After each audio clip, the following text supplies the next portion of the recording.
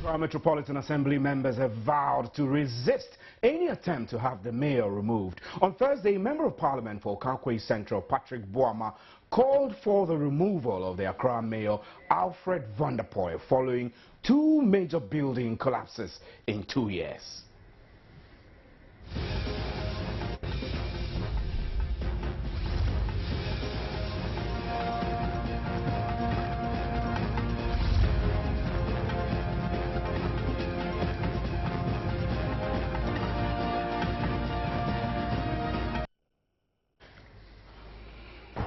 We state emphatically that we, the members of AMA, traditional authorities, and good people of Accra will resist any attempt to call on the mayor to be removed from office.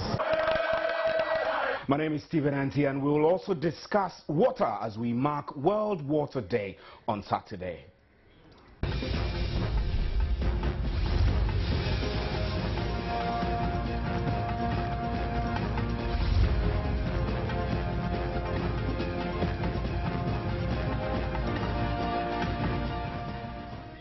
This is today's big story. Let's hear what the Member of Parliament for Kankwei Central, Patrick Boama, said on Thursday, which prompted a response from the Assembly members.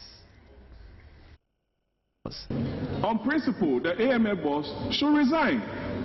Every country, the buck stops with the head of the metropolis. This is the second time this incident is happening, and the AMA boss is still sitting in his office. Very comfortable. And I entreat the government to create more municipalities if the AMA boss cannot manage the whole of Accra. Now, at the press conference in Accra, the Assembly members pledged their unflinching support for the mayor, who they claim has done a great job. They accused the MP for Kankwei Central, Patrick Boama, of failing to attend Assembly meetings to deliberate on development issues affecting the Assembly.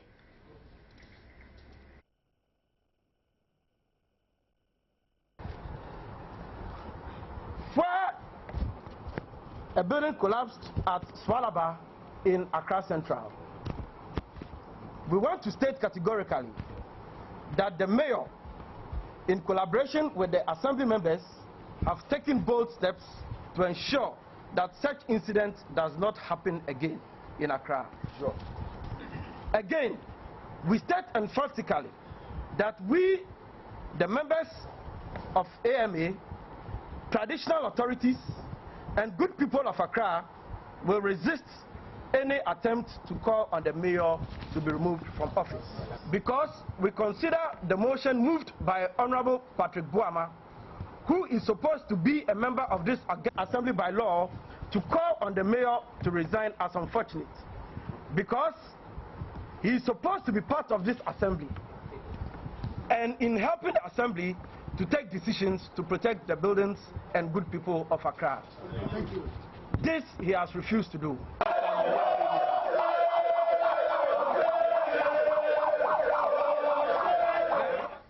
Well, Bright as a spokesperson for the Accra Metropolitan Assembly and Assembly member for Mamprobi joins me. New Mamprobi joins. I'm told that Mrs. will just jump onto the phone lines and speak to Patrick Boama, MP for Kankwei Central, before we lose him. Good evening, sir, and thanks for joining us on today's big story. Hello, Mr. Boama. We're grateful that you could make time to join us. You're welcome. Anytime, sir. Right, so we need to find out from you the basis for which you want Alfred Vanderpoel kicked out of office. Thank you very much. Let me give you the genesis. The member for Wa East made a statement on the floor of Parliament with regards to the collapse of the building at Niboy Town and tied the Malcolm incident in. So most members made their contribution on the floor. And I asked that, on principle, the AMA board should have resigned, because after the Malcolm incident, he assured the whole country that he was going to take certain major steps to ensure or forestall that this or such occurrences do not happen. A few years down the line, we have this Grand View issue at Niboy Town. Yeah. So I said that on principle, the mayor should resign. And I express an opinion which I'm entitled to. I'm told that the honorable members of the assembly, some held a press conference that they were behind the mayor. Rightly so. Same way they have an opinion, which I respect. Same way I have an opinion, I respect the assembly members. I have some of them in my constituency. I work closely with them. So I don't begrudge them for standing behind the mayor, but I have an opinion to express, and I'm entitled to that. The thing is also that there are those who argue that as mayor, he possibly is not the one to be ensuring that building regulations are adhered to, and that there are people who are assigned to do the specific jobs. You see, then it means you cannot criticize the president if the economy is not doing well, because he's got the governor of the bank, he's got the finance minister, he's got all the technocrats at the Bank of Ghana and the Ministry of Finance, as well as advisors at the presidency to advise him on the economy. That means you can never criticize the president. You can never criticize the minister because he's not in charge, because he has got officers under him. That's not how you run a country and a metropolis. Right. So, I mean, the whole argument of that you made on principle that calling for the AMA boss to resign on the back of the collapse of the building. The AMA does a lot more than just collapse of the building. So if you ask him to resign on these grounds, and which you fairly explain, I understand your point, but then you possibly are just looking at just one side of the roles of the AMA boss. You see, it's an issue at the fore. There are a lot of issues. You live in Accra. The AMA boss is an exposed person. He has big-time exposure. He's lived outside this country for some time. He knows the happenings in other parts of the world. He came with a lot of fire in his belly to correct a lot of things in the city. Some of us are happy, or will be happy with him to take some bold steps. He'll get a bashing, but you should remember that posterity will judge him and say that, look, during Van der Poel's time, he made sure that you couldn't build in waterways. He made sure that traffic lights were working. He made sure that the planning permits were obtained. He made sure that he had a management meeting with the sub-metros and made sure that things were being complied with, because he has a record to set. Okay? Right. So if he gets the credit for some of the things and there's a problem and we criticize him and people think you cannot criticize him, then it's a bit unfortunate. Right. Mr. Boama, I'll have you hold. I have in the studio the I'm sorry, your gentleman called and I'm in a meeting, but I have to step out. I'm in Kumasi now. I just got here. I'm sorry. I have to go off. Right. So quickly, all right. So we're very grateful for your time. Patrick Boama is MP for Okankwe Central. So, Mr. Asa, you heard the MP. He's made the same point he made over and over again, that, I mean, the AMA boss should resign on principle. Really, I mean, he's made a very valid point. If a building collapses and the AMA boss promises that this won't happen again, and then less than 2 years, another building collapses in another part of the country, it is an indictment on him and the work he does. He should go. Thank you very much. Like the MP rightfully said, he was expressing his opinion. Yeah. And we in the assembly also have an opinion to express. But our opinion is based on the facts that we know. The facts you know. That is, we work closely with the AMA boss. What about the facts Ghanaians know? And the facts that Ghanaians know is that buildings collapsed. And we in AMA set a committee to investigate that. You understand? And it is based on the outcome of the investigations that we are going to make prosecutions and that we are going to make changes, some whether to our laws or policies or the way we even look at things in when it comes to building in Ghana. You understand? Yeah. So if the MP, based on these two incidents, decides that the mayor of AMA should be sacked. We in the AMA think it's unfair. It's unfair. Yeah, it's unfair. It's unfair because you do not think that the AMA boss should single-handedly be held accountable for the things that happen under his watch?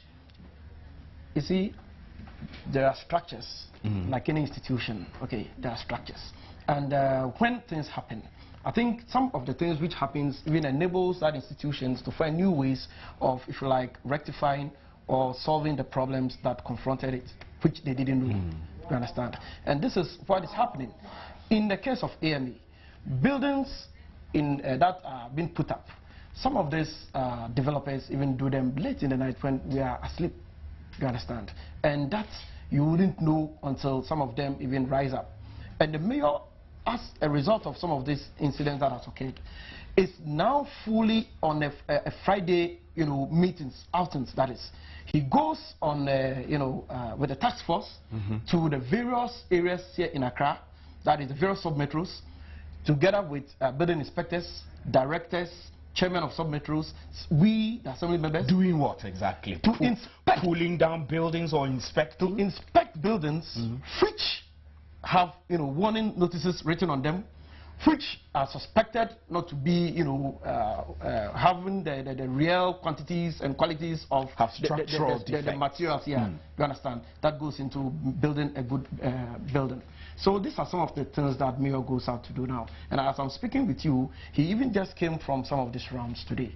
So I think it is based on some of these problems that has come up that is also enabling AMA to also form, a policy or a new direction in the approach to, resolving some of these problems. So really, I mean, my issue with the whole claim call by the MP for the AMA boss to be sacked is that his argument is that he must go on principle that he has failed. You don't think he has failed? No, the mayor has failed. Can you tell me what the mayor has done? Substantial evidence that we should see and be content that he's doing a great job. I mean, gutters are choked all over the city. There being the problems with removing hawkers who go and they come back onto the street. This is not positive. Thank you very much. I think the mayor's achievements is clear for all to see. Really? Yes. The mayor, Dr. Alfredo Kovandapoy, is one mayor that we in AMA as assembly members are very proud of. He has actually made most of the assembly members proud. Proud in the extent that when you go to our various electoral areas, okay, you see developments of various types, being it drainage, road construction, lighting system, ending of the shift system, building millennium schools. In fact, cholera, as we speak to you, is zero. Okay, we never recorded cholera this time around in Accra. And this is... And this you attribute to the AMA success? Exactly. Because there are no... So? I mean, there's still a lot of gutters which... Of course. And drains in the city which are not non-functional. Of course. Of course. And there are still refuse which are not being collected. You are right. But this is not to say that AMA is not doing anything or we are sitting down and watching. The problem is too big for Alfred Vanderpoy? It is never too big for Alfred Vanderpoy because we, the assembly members, are also on the grounds and we also know the work that we do to support the mayor. You understand? It is not very easy to say that because you see a few refuse somewhere or a choke drain somewhere, it means the mayor is not working. The mayor is really working. It's really, really working. So these assembly members who call for, who are supporting the mayor, does the mayor, has the mayor told you anything? Has the mayor directly spoken to you and reacted to you about a call from the MP for him to resign? Have you spoken to the mayor? He has not told us anything. So what is his opinion about all these calls? Well, maybe that's for the mayor to express. But we as assembly members think that the call that the MP made is very unfortunate. More so because he is also a member of the assembly by law. Okay? MPs are members of the assembly. Yet, we've never seen Honorable Patrick Boama in the assembly before. We think that even if he comes to the assembly or he has been there on a few occasions, his ideas could go a long way to also help us, okay, or direct the AMA in the way we approach some of these issues. So if he sits back and waits for things of this nature to happen and for him to come out to make such pronouncements, we think that... You think he's unduly criticizing the mayor. I think so because for issues which he could have helped resolve. Of course. And we even think that he's not even doing the right thing. He's even doing a disservice to his constituents. How is he doing disservice to his constituents? Because as a member who refuses to do what is expected of you, okay, a member of parliament who you know you should be in the assembly, and you don't come and give us the good ideas or make some of the good contributions that is expected of them to make. But if Alfred Vanderpoel was the mayor of California or Chicago, where I think it's Chicago, wherever he lived, he would have resigned on principle that one building collapsed. Why is he still in office? You are right, but we also know of incidents of this nature in the places that we are talking about. Okay, we've also been there, and we know the way they go about things. We usually, use them as examples without actually having some of the true pictures on the ground. There are things that go on there which we don't usually know. Do you understand? So we think that the mayor's call, the call for the mayor, the MP's call for the mayor to be taken out of office is not the best. And if there is anything, we would rather advise the MP that he should rather come to the assembly. He's most welcome every time the assembly is sitting to offer the good advice that he has to make Accra what it's supposed to be. Now, I need to find out from you as an assemblyman, assembly member under the AMA. Can you tell me what challenges your members face in the execution of your roles as assembly members? Anyway, it is a good question. We as assembly members also have our challenges. And because the reason I'm asking the reason I'm asking this is that I feel that the execution of the mayor's plans will go through you. And so if the MP is calling for the mayor to resign on principle, you should be looking at it as an indictment on yourself, the assembly members who are not perhaps doing a good job on the ground. The assembly members, like any other, has its own challenge. Okay, we have our own challenges. But we don't think that that challenge should be the reason why the mayor should resign. You understand? We are working on a daily basis with the mayor, and the challenges that we assembly members face are always addressed. That's why I'm saying that when you come to our electoral areas, my area is New Mamprobi, Kamara, Banana Inn. If you know that, you can send some of your people there to see what is going on the grounds. There are street lights. As I'm speaking with you, the drains have been constructed. Understand? But I also went to Glife, Dansuma Glife, and the people are putting refuse dump and laterite into the lagoon there, totally blocking it, so they can sell off the lagoon as land. That's an indictment. Today the mayor was there. Today the mayor was there. What exactly did he go there to do? To remove the laterite and let the lagoon flow free? You see, I think he went there with engineers. He went there with technocrats, directors, chairmen. Like I told you, the team went there. And I believe strongly, like he always does, there's going to be a solution to these problems that the people in Griffith faces. Okay. Right, we're grateful that you could make time.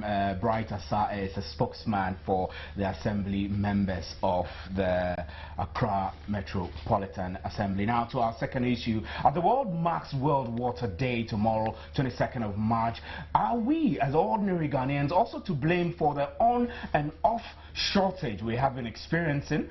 The Water Resource Commission claims Ghana is not water stressed. We have quite a lot of water, about 54 billion cubic meters of water annually. We are not water stressed. We have what we call economic water scarcity. Domestic water supply depends on a lot of investment, and we do not have enough investment to pipe water to everybody's home. You down small, don't worry, we'll talk, eh?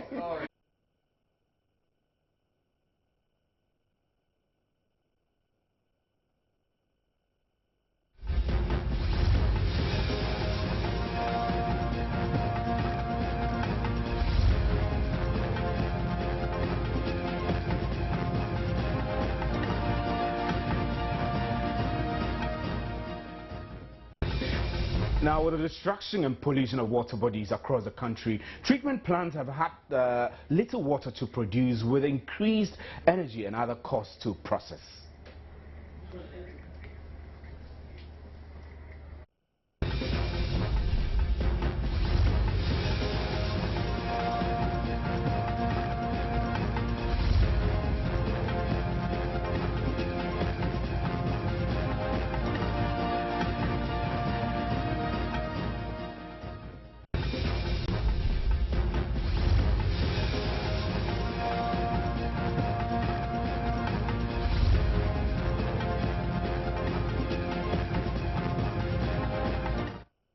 Now, experts are predicting further gloom for the country's water resources if radical steps are not taken to protect them. Currently classified as water stress, experts project the country will experience a decline in the population's access to water in the years ahead if the destruction of water bodies continues. Rural communities who depend on rivers and streams tend to suffer when they lose their water sources to destructive human activities such as galamsey and sand winning. A typical community is Kwashikuma in the Ga West district of the Greater Accra region. The Doblo stream flows from Ajen Kotoku through Doblo Gono to Kwashikuma and neighboring communities. The Doblo stream, I'm told, used to be full and overflows during the rainy season, but it doesn't seem to be the case now. The volume has reduced, it is stagnant and dirty. Users have attributed the current state of the stream to human activities such as sand winning.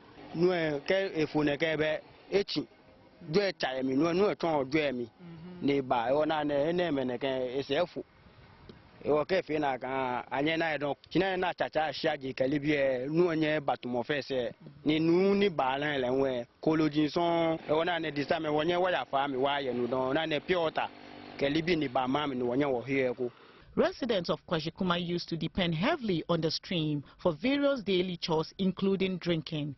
They now mostly use it for laundering.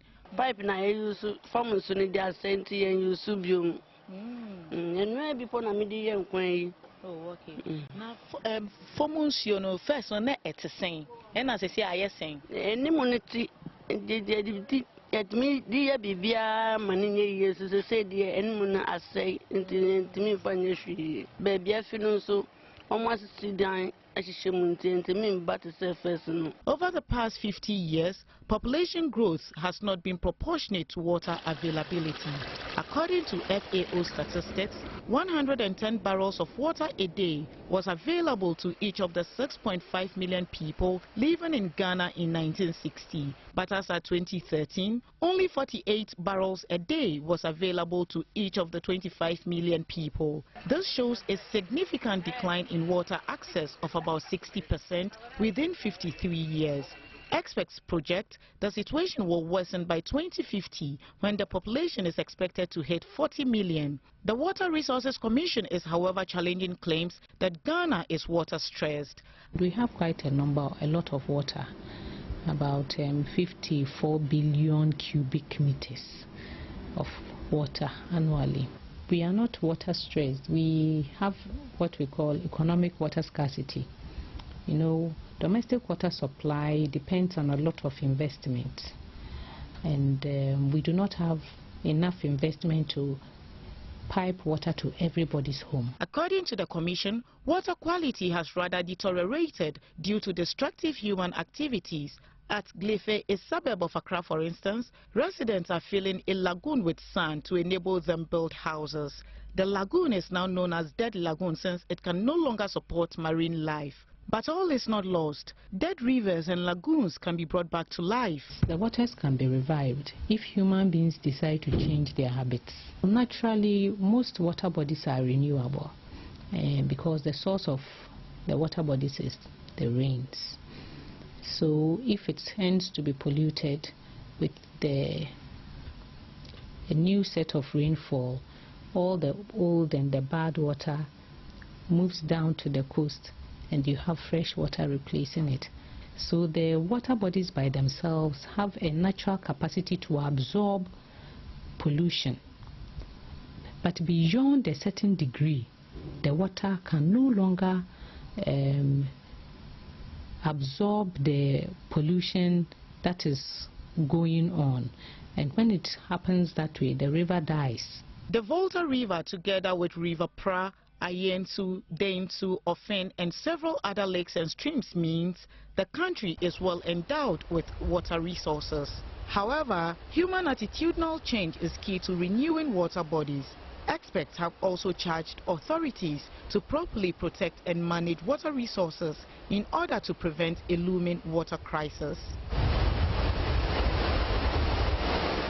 Well, let's now get onto the phone lines and speak with Ronald Abrahams, who is the coordinator of the Daintu Basin Program of the Water Resources Commission. We also have on the other line Professor Samson Kwadwo, who is Director of Food and Water Security, Ghana Institute of Governance and Security. So, gentlemen, it's great to have you on. Let me start with you, Ronald. Your commission says that Ghana is not water stressed, and you personally have said that Ghanaians need to change their attitudes towards polluting water bodies. Can you clarify a little bit why you say that we're not water stressed when we have huge water challenges? We are currently suffering what we call scarcity in abundance. We have a lot of water resources, but due to what we have done to them, it is not available to us. And up to now, people are so agitating to want to do mining in very sensitive water ships, which is not what we should be doing to ourselves. Attitudinal change, as I mentioned earlier on, points to the fact that we need to change our attitude towards the management of the environment in general. Because if we don't want to invest into waste management, if we don't want to have toilets in our homes, that we continue to really pollute the environment with fecal matter, with garbage, and then we want to throw these things about indiscriminately, the very entities we have had to take care of the waste will not be able to satisfy, the situation as we find ourselves in. So we need to work hard towards that, and we need to have the attitude to want to invest. Every hope must try as much as possible to keep the environment properly, because any available space, anywhere we call the residential area or anywhere at all in Ghana and elsewhere in the world is part of the river system or is a watershed.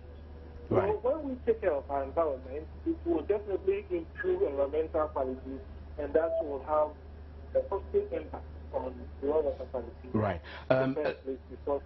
Let me quickly get to Professor Samson Kwadwo Agojo, who is Director of Food and Water Security, Ghana Institute of Governance and Security. It's great to have you on today's Big Story. Quickly, I need to find out from you, what is it that we need to do as a country in order that we won't have the water challenges that we have on a daily basis? I mean, the Commission, Water Resource Commission says that we're not water stressed, but I think I am water stressed.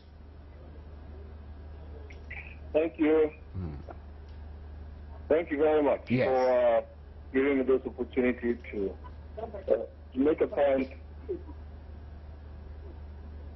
on your program. Ghana's reliable fresh water resources are estimated at about 39.4 billion cubic meters. If you want to spread that on per capita basis, in 1955, the renewable fresh water was estimated at 9,200 cubic meters per person.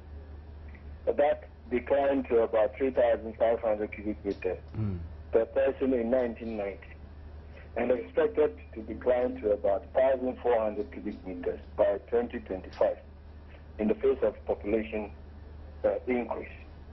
Now, water and energy are the two essential ingredients in any meaningful industrialization process. And history points to this fact. The fact that we have so much water does not mean that the water can be there for as long as, despite the way you manage the resources. We have lived under this illusion that we have so much water, yet we seem to be having water stress. Now, the water problems, for example, you find in the urban areas are largely due to. I always think that it is an issue of inefficiency in the system, because as of now, we know that nearly 50% of the water that is generated, goes to waste, either through theft, either through illegal connection, and all sorts of things. We have the tanker business has become a booming business in the So, Prof, the key question is, I mean, we've heard the problems over and over. We need solution. What is it that we can do as a country to make sure that we have enough water to reach everybody? I mean, the Ghana Water Company, must they be well equipped to do that? What is it that we should do? What I think government must do is the water sector is not attracting private capital as the energy sector. It's easier to find money for the energy sector than to find it for the water sector, because the water sector as of now is not as attractive. Which means that if government has to find the money to do the work, then government must take certain action. One, I think that the way the water company is being run at the moment, there must be a complete overhaul. Right. People, you are engaged to deliver. If you are not delivering, they let you off. Right. I also think that there needs to be a lot of restructuring. Right, Prof. I'm sorry. We're totally run out of time, and we're thankful that you could make time for us. And we're also grateful to you, Ronald Abrahams, from the Water Resources Commission. My name is Stephen Anti, and we'll take a break. We'll be right back with an interactive segment. Stay with us.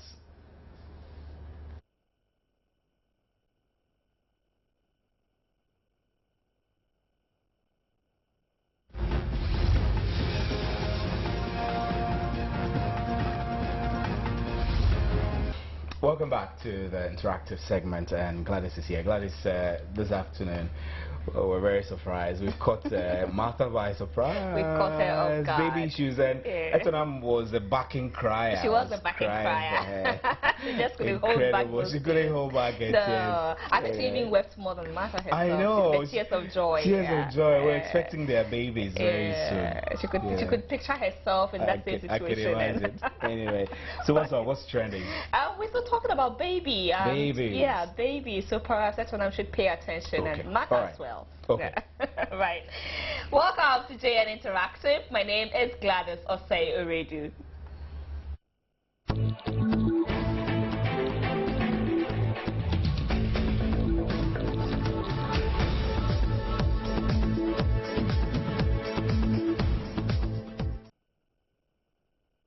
Join us via our social media platforms: facebook.com/JoyNews on TV, twitter.com/JoyNews on TV. The handles are @JoyNews on TV and #JN Interactive J8. You could also send us email through joynewsim@multitvworld.com. So, 57-year-old Baba Abire, one of the accused caught between the missing baby saga at the CAT, will reappear in court on the 9th of April this year.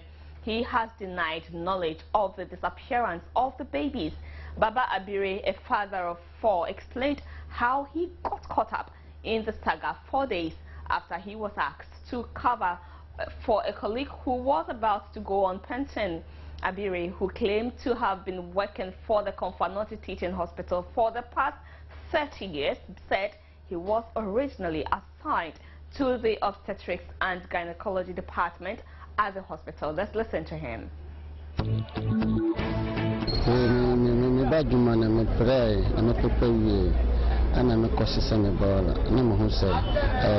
Abortion.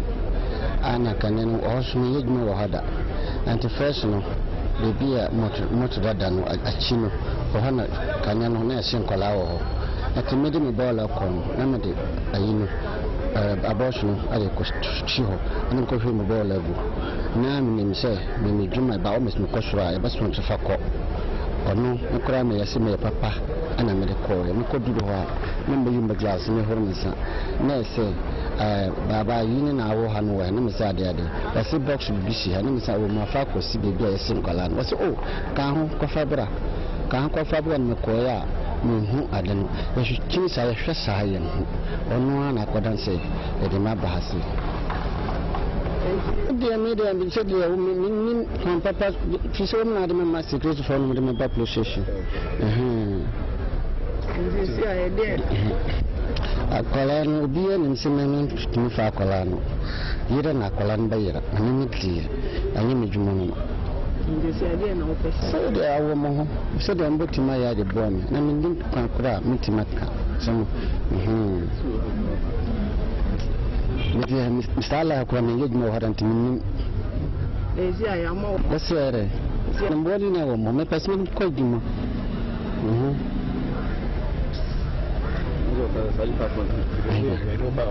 ora men da ko dimo for this paper na samisi Personal way. Nemo stress na wo E1 hono nemo E1 no ana ba ko na wo ho ono ko pension ana ba ko na baba jini dimo no ba nurse me ko ho na ni pan ba ba san me sa ko me da bere for this paper na samisi to me ko ho bi an chere me hwe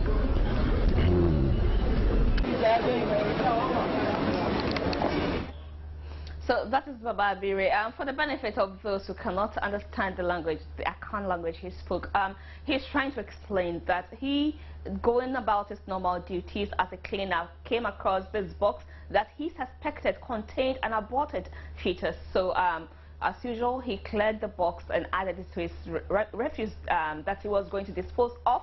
And when he gets back to the ward, he's asked to...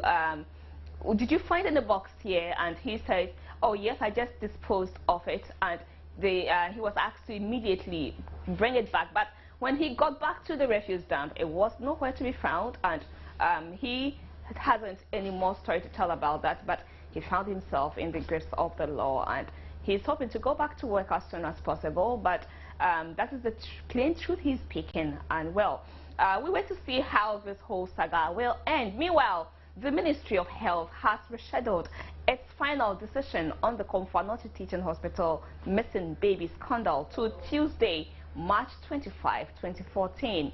The ministry had announced it would formally pronounce on Friday measures taken by the ministry in respect of 5 stillbirths said to have gone missing at the hospital.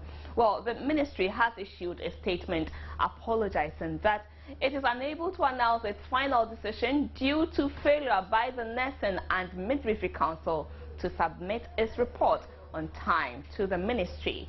We wait patiently.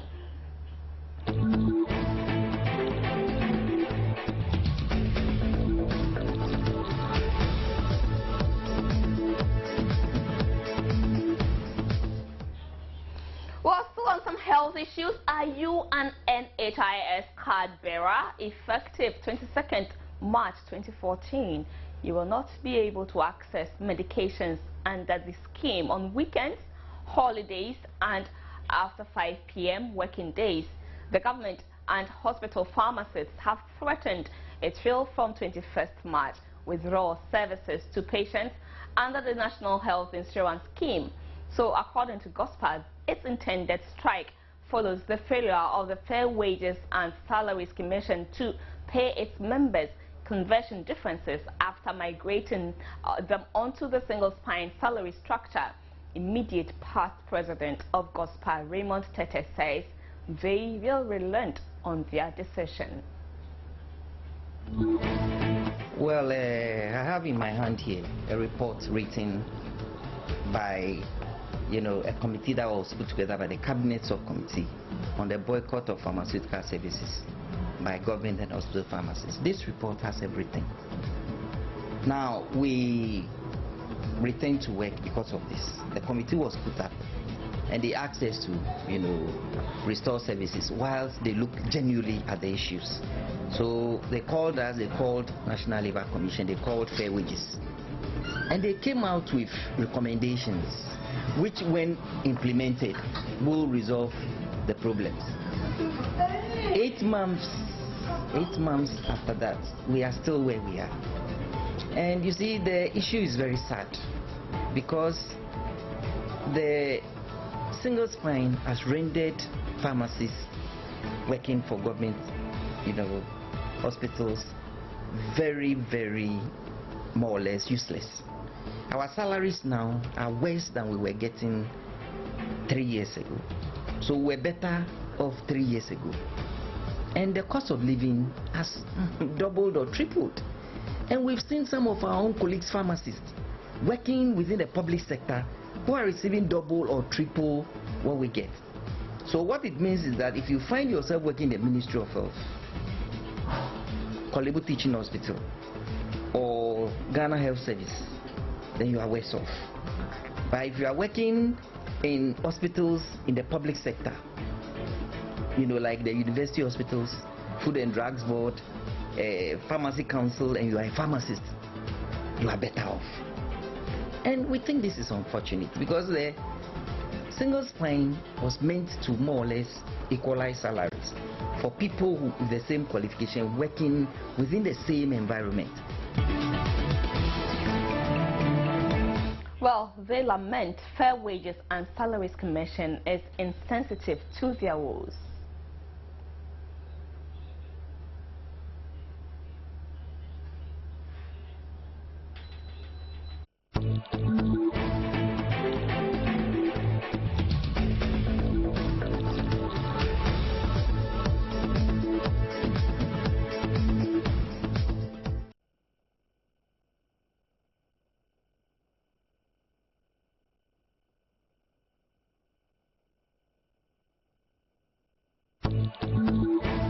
See the fair wages as our problem because they are not prepared to move.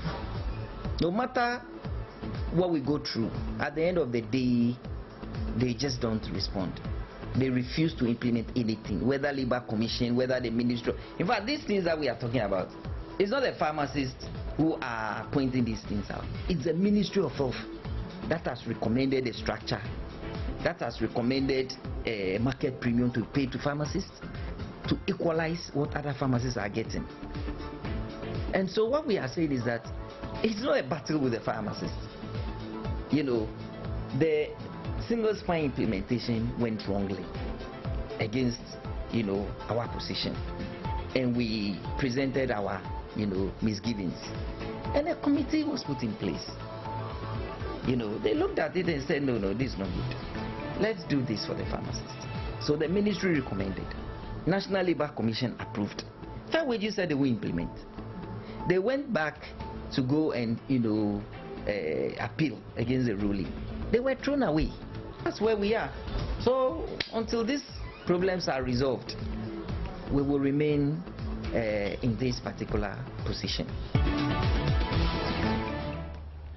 Right, some of you have also been sharing your thoughts and opinions and comments with us on WhatsApp. Let's see what you have been sharing with us via WhatsApp concerning the issue. So Adam Zakiu says, what kind of country are we living in that human beings value money more than the poor ordinary people?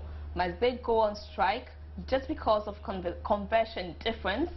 They can do whatever they want, but judgment day awaits them. God will punish them for the poor people of Ghana.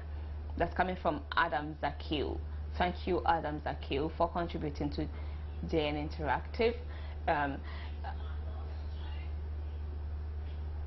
Kwejo Otara Mafo says, Baklaja, the truth must be told at all times.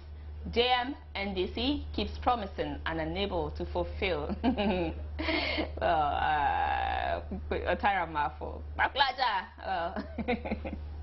Right, so Joshua Asomedi says, a normal with Ghana. Joshua, I see. Right. Bismarck Owusu-Ansah says, now everything is collapsing under this useless government. Oh God, come save Ghana. When shall we get to 2016 to kick this party from the throne? Well, you are sharing NDC there. Bismarck, well, Thanks for contributing. Kwesi Aban says, OMG, what a Ghana we are in. Thank you, Kwesi Aban. Bismarck again says, Nanado will really need you. Okay, so we really need Nanado. That's coming from Bismarck Owusu. And Dumbob says, that is all NDC can do for us. Dumbob. Thank you. Or is Dumbob? Okay, thanks for contributing to our JN Interactive. Let me take the last one and then we move on to Facebook to see what you have also been sharing with us. So quickly, I'll go to Facebook and see what some of you have also been sharing with us on Facebook. So if you have just tuned in, we are taking a look at the issue at Konfanoti Teaching Hospital. So NHIS actually, so we asked you if you are an NHIS card bearer, effective 22nd March 2014, you will not be able to access medications under the scheme. The government and hospital pharmacists have threatened to withdraw services to patients under the NHIS. So according to GOSPA, its intended strike follows the failure by the Fair Wages and Salaries Commission to pay its members conversion differences after migrating them onto the single spine salary structure. So you have been sharing your thoughts with us, but let me just take a short break here. When we return, we would all right, so we have also hit the streets to find out from some of you what you think of the NHIS issue that's coming up. Let's hear what you had to say. Thank you, Gladys. My name is Ya, and this is still JN Interactive. Starting from tomorrow, March 22nd, 2014, the NHIS National Health Insurance Scheme will no longer be effective. People that are under the public health insurance will now have to pay for medical visits as well as medication. What is your take on this? I think it's okay because even with the national health insurance, you would have to pay an amount of money before you get the card. And even after that, you would have to still pay some amount of money when you go to the hospital and get some drugs. So I think it's okay. They have to try and do something about it so that I can get my health care because I'm already paying. So I don't know why I should go to the hospital and they'll say they will not take care of me. And those of us, some people are over 70 and government is supposed to subsidize for them. What is going to happen to them? What is going to happen to those people who are over 70, who don't have to pay before they are giving service? Then people are going to die because if they don't have money, what are they going to do? Already the system is very difficult and I don't know what to do. They have to do something about it because it's not going to happen. It shouldn't happen at all. Things are not easy in Ghana here, so we want government to come help us because there is no money in Ghana. So if government help us for that, I think it will be better idea for government to help us. It's not fair at all because they told us that the reason why they give to us no, it's not what they are doing. They're supposed to do something about it because it will affect us. It will affect the poor people. My mother in the village, it will affect her. So they should do something about it immediately.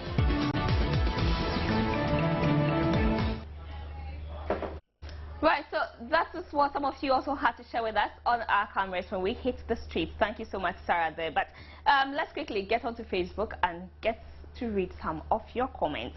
Asuma Aminu says, better Ghana for you. Nanaya Opoku says, cheer, we knew it will come to this. Francis Owusu says, cheer, is this better Ghana or bitter Ghana? So what can NDC government do for Ghanaians? That's a question coming from Nanakwesi Dakwa. So Gerald says, then we are going back to herbal. Function Kwame Lawson says, that is JM for you. Ismail says, punishing genuine card holders because of conversion difference. Why don't they deny only the Fair Wages and Salaries Board and his cohort's cards? This is inconceivable anarchy. Michael Atoripo says, who is GOSPA and what authority do they have? Well, they are doing it anyway. So you can't question that. They are doing it. Safiano Adam says, let's dance to the tune of the music we composed in 2012. Amadou Aremiao says, government should wake up. If not, Ghanaians are moving backward. Well, or Ghana is moving backward with those in deprived areas as suffering. JM. Okay, so you go on to tell us, what about our Jobly oil money? What about the money we are being paid for cars? Okay. Eric GH says, our leaders are enjoying with fresh food, but we the poor people are suffering all because of their poor performance. Joy Manson says, Eriba na eyo. Eriba na eyo. Mahmoud Habib Jawila says, my country is always full of disturbing news. You will never hear of some positive development. Williams Mills Mensa says, so they are trying to say NHIS is now uncover. Okay. Osikani Ofusu says, oh, how? Yeah, bre. Kwei Ofori says, you see, the government is not anything good for the citizens. Remember that when leaders lead the people, willing offer themselves. Emmanuel Aqua David says, this is what happens when you take what rightfully doesn't belong to you. You become confused. Boatin Francis Gottisberg says, if the so-called youth president, Dramani Mahama, wants to destroy Ghana for us, he should come out boldly and say it, rather than giving us disgusting stories. Don Rafta says, Ghana bre. Why? I didn't cry. You're lamenting. I can feel that, Don Rafta. Daba Felizio Felix says, nothing seems to be working under this first-led, Mahama-led administration. GH deserves better. Ahiamazi Felix says, it would not happen. Government will do something about it. It is the media that is exaggerating it as if the whole world has come to a halt. It is a small problem and it would be fixed immediately. Please, gospel should exercise patience. Kwame Invisible says, I'm not so surprised. Mahama and the NDC have already started killing us. We are not surprised. Stephen Magani says, gospel or whatever they call themselves, they should thank God that JM and NDC are in power for them to be talking about allowance on SSSS. According to Dr. Osei Akoto, SSS would be scrapped and workers would be laid off had Nada and MPP was they were in power. Okay, so my last comment for the evening, Nelson Hupati says, stop the blame game and think positive, at least for once. I'm not for or against JM, but it's gonna be well for GH's sake. Thank you, Nelson, for that comforting message. At least we should think positive and comfort ourselves that it shall be well. Thank you so much for contributing to JN for the entire week. We really do appreciate your contributions and look forward to another beautiful week with you. Steve, what are we expecting tonight? Well, on News at 8 is Friday. I mean, we're all expecting to go home to a good weekend. But on News at 8, some Ghanaian scientists have come up with innovative ways to use everyday waste products to create efficient cooking fuels. The scientists from KNUST and University of Ghana at an exhibition in Accra proved how they can create these cooking fuels from cassava peels and discussed plastic bottles as well. So they even make charcoal from feces. And we also will take you to Parliament, where Parliament has adopted 2 reports of its Committee on Mines and Energy, which should clear the way for yet another foray into actual crude prospecting by the GNPC's Exploration and Production Company.